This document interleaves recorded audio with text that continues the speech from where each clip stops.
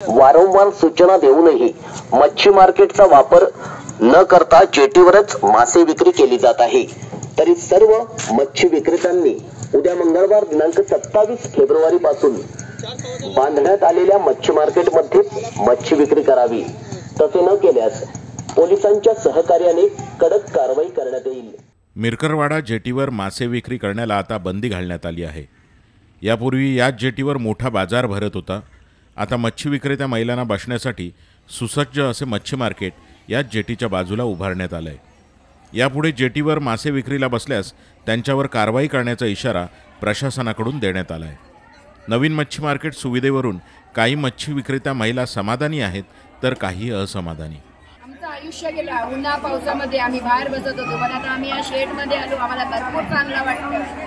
आम्हाला जागा पण चांगली भेटली आहे, व्यवस्थित जागा आहे। सगळ्यांना चांगला काय भेटलाय, सगळे बरोबर आहेत, एकदम सावलीत आहे, आरामात आहे। आता आम्हाला काय प्रॉब्लेम नाही। लाईट नव्हती आम्हाला लाईट पण दिलाय प्रतिकाराने, नळाची सोय केला, हे सर्व आम्हाला चांगला करून दिलाय।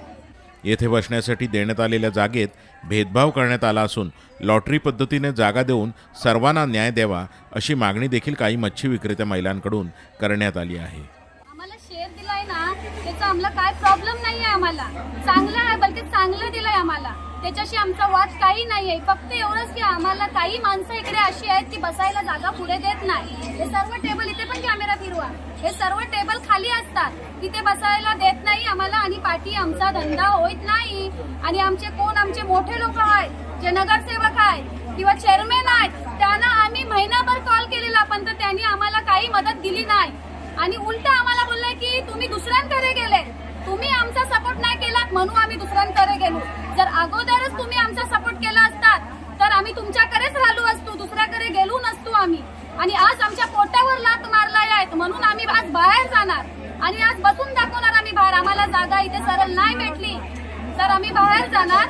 आणि आम्हाला जर द्यायचं आहे, चांगलं करून द्यायचं आहे, ते एक काम करा, लॉटरी करा, तिकीट चिठ्ठ्या गुलवा, सर्वांची नावाने चिठ्ठ्या गुलवा।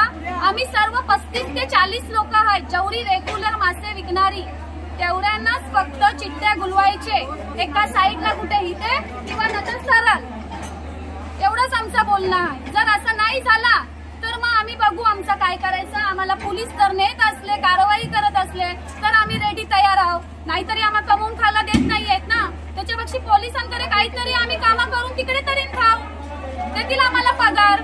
जनशक्तीचा बुलंद आवाज म्हणजेच रत्नागिरी खबरदार।